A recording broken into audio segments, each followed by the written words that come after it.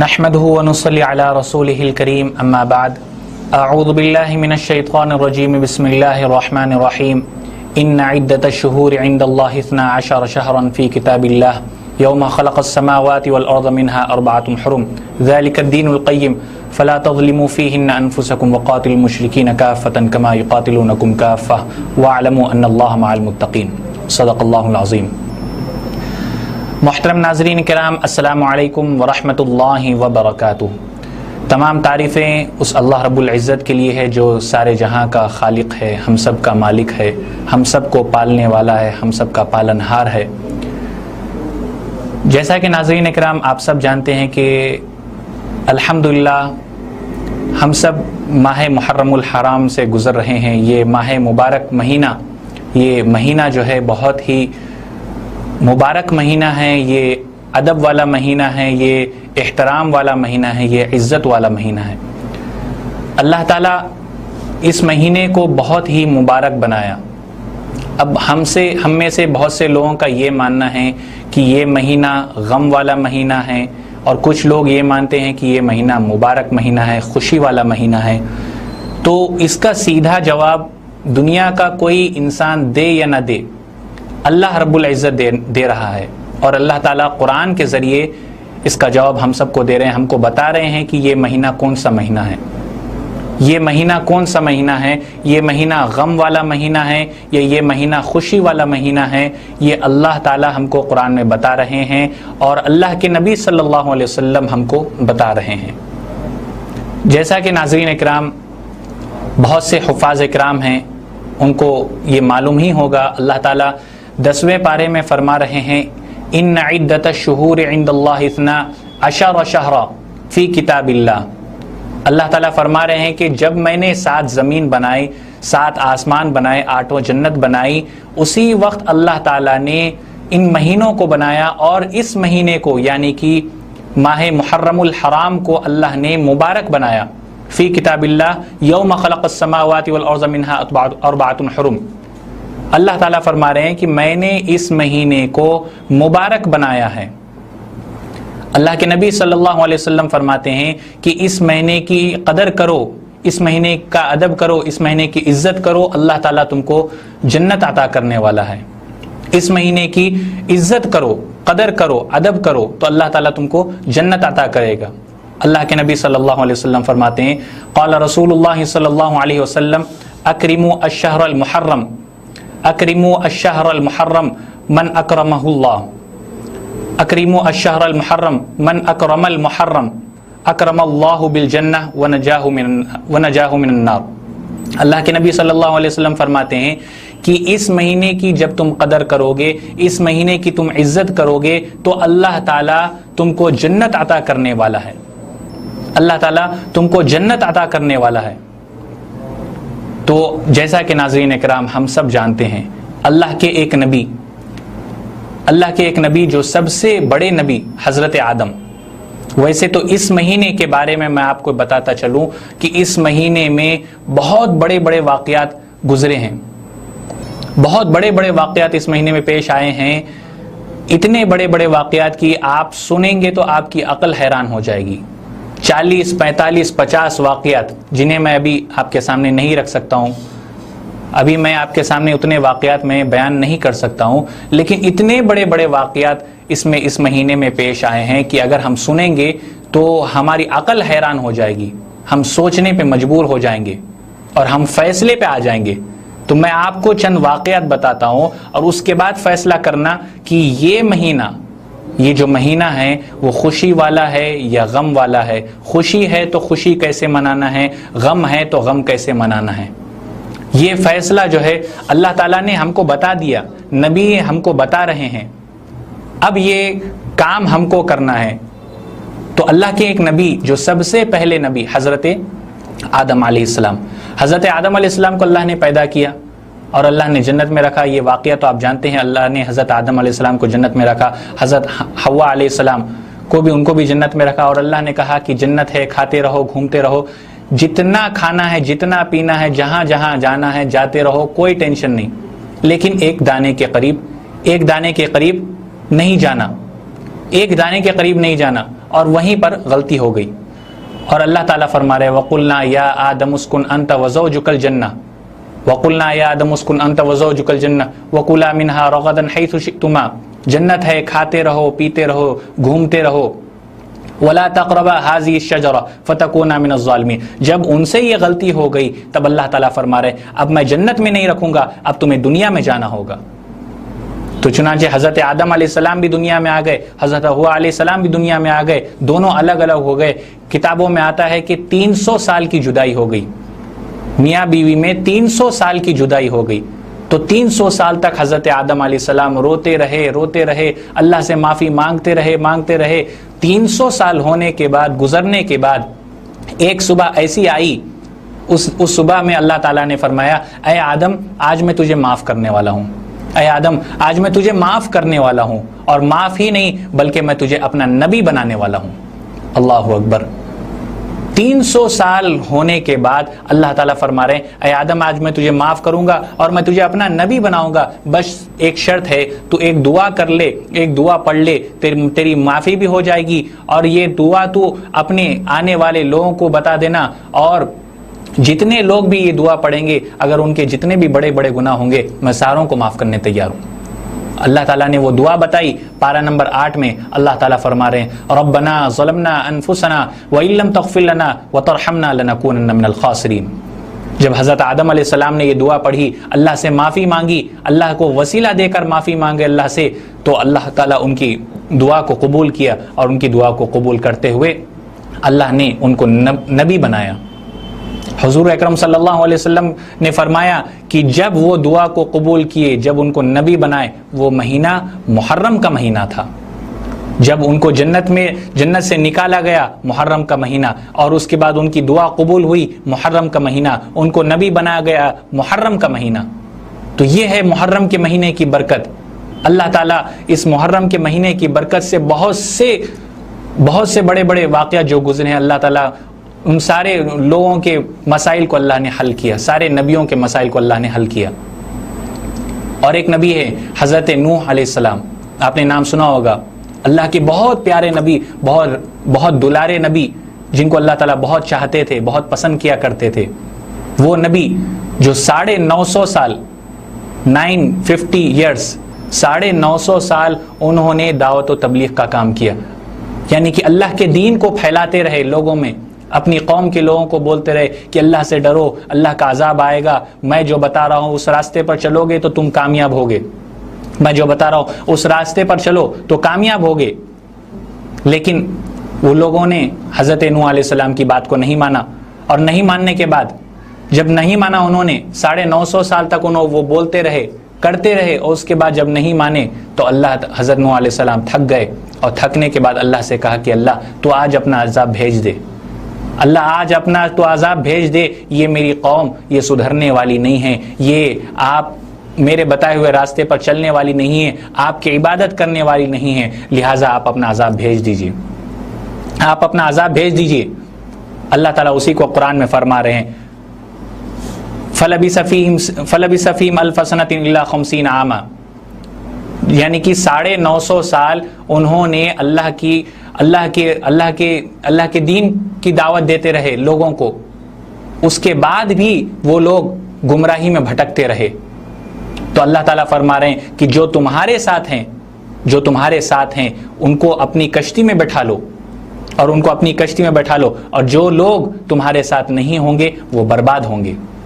جو لوگ تمہارے ساتھ ہیں ان کو اپنی کشتی میں بٹھاؤ. تو جب حضرت نوح علیہ السلام کو اللہ کا یہ حکم ملا تو حضرت نوح علیہ السلام اپنے جتنے ساتھی تھے ان کو اپنے کشتی میں بٹھایا، کشتی میں بٹھانے کے بعد سوار ہو گئے.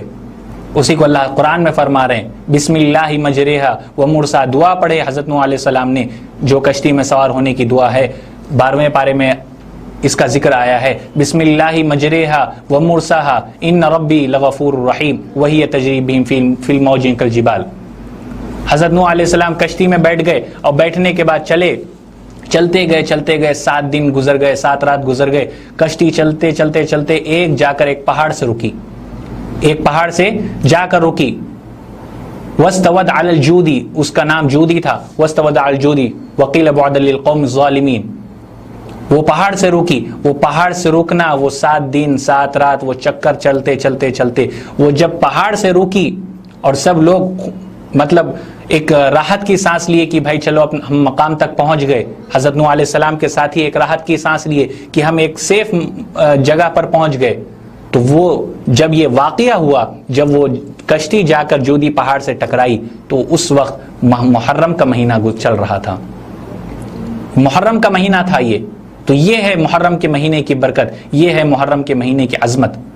اور ایک نبی ہیں، بہت پیارے نبی، حضرت یونس علیہ السلام. حضرت یونس علیہ السلام کا واقعہ تو آپ سب کو تقریباً میں سمجھتا ہوں کہ سب جانتے ہیں کہ حضرت یونس علیہ السلام مچھلی کے پیٹ میں تھے. اب وہ کیسے مچھلی کے پیٹ میں تھے؟ وہ پہلے کشتی میں تھے، پھر وہاں سے سمندر میں گئے، سمندر میں جانے کے بعد پھر وہ مچھلی کے پیٹ میں گئے. یہ میں کوئی اپنے گھر کی بات نہیں بتا رہا ہوں، یہ میں آپ کو یہ جو قرآن کہہ رہا ہے وہ بات میں آپ کو بتا رہا ہوں. 17ویں پارے میں اللہ تعالیٰ فرما رہے ہیں، 17ویں پارے میں. اور یہ جب مچھلی کے پیٹ میں گئے، پیٹ میں جانے کے بعد 40 دن تک تھے وہاں پر. 40 دن تک. اب آپ سوچئے کہ مچھلی کے پیٹ میں اگر 40 دن اگر مجھے یا آپ کو صرف ایک کمرے میں بند کر دیا جائے گا تو ہم پریشان ہو جائیں گے. تو وہ سوچئے کیسے 40 دن تک مچھلی کے پیٹ میں رہے اور 40 دن تک اللہ سے دعا کرتے رہے، اللہ مجھے اس پریشانی سے نکال دے، اللہ جو میں پریشانی میں مبتلا ہوں اللہ مجھے اس سے نجات دلا دے. تو اللہ تعالیٰ فرمائے کہ ایک دعا ہے، ایک دعا میں تجھے بتاتا ہوں اے میرے نبی، وہ دعا تو پڑھ لے، میں تجھے اس چیز سے آزاد کر دوں گا، اس چیز سے میں تجھے نجات دلا دوں گا، اس پریشانی سے میں تجھے نکال دوں گا. تو اللہ تعالیٰ نے دعا بتائی اور وہ 17ویں پارے میں ہے، لا الہ الا انت سبحانک انی کنت من الظالمین. یہ قرآن کہہ رہا ہے، میں یہ کوئی اپنی بات نہیں بتا رہا ہوں.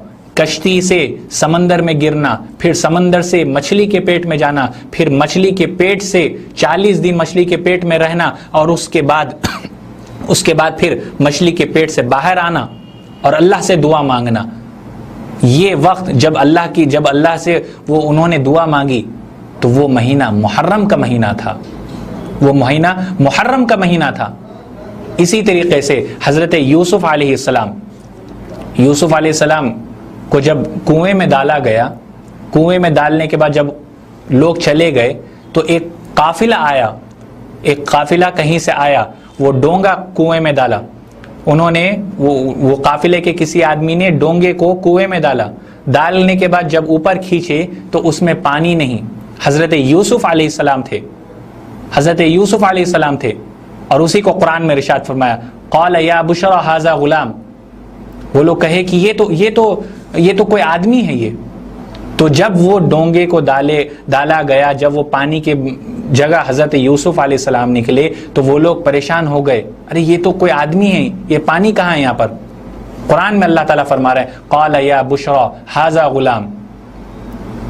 تو میرے بھائیوں، بزرگوں اور دوستوں، یہ جو واقعہ جو ہوا تھا جب ان کو پانی میں ڈالا گیا تھا کنویں میں، اور پھر جب کنویں سے نکالا گیا تھا، وہ مہینہ محرم کا مہینہ تھا. یہ تمام باتیں، یہ ساری باتیں حضور اکرم صلی اللہ علیہ وسلم نے بتائی. حضور اکرم صلی اللہ علیہ وسلم نے کہا کہ ماہ محرم الحرام میں اللہ تعالیٰ نے 2000 نبیوں کو نبوت دی. ماہ محرم الحرام میں اللہ تعالیٰ نے 2000 نبیوں کی توبہ کو قبول کیا. اللہ ماہ محرم الحرام میں بہت سارے لوگوں کے گناہوں کو معاف کیا، بہت سارے لوگوں کے گناہوں کو معاف کیا. اللہ کے نبی صلی اللہ علیہ وسلم نے بتایا کہ ماہ محرم الحرام میں حضرت یعقوب علیہ السلام کی ایک مرتبہ آنکھوں کی روشنی چلے گئی تھی. ماہ محرم الحرام میں حضرت یعقوب علیہ السلام کی آنکھوں کی روشنی واپس آئی تھی. ماہ محرم الحرام میں حضرت یوسف علیہ السلام مصر کے بادشاہ بنے تھے. تو میرے دوستوں، بزرگوں اور دوستوں، یہ ہے ماہ محرم الحرام. یہی ہے وہ مہینہ جو مبارک مہینہ ہے، جس کو اللہ نے مبارک بنایا، جس کو نبی نے ہم کو بتایا کہ یہ مہینے کی عظمت کیا ہے، اس مہینے کی کیسے قدر کرنی چاہیے.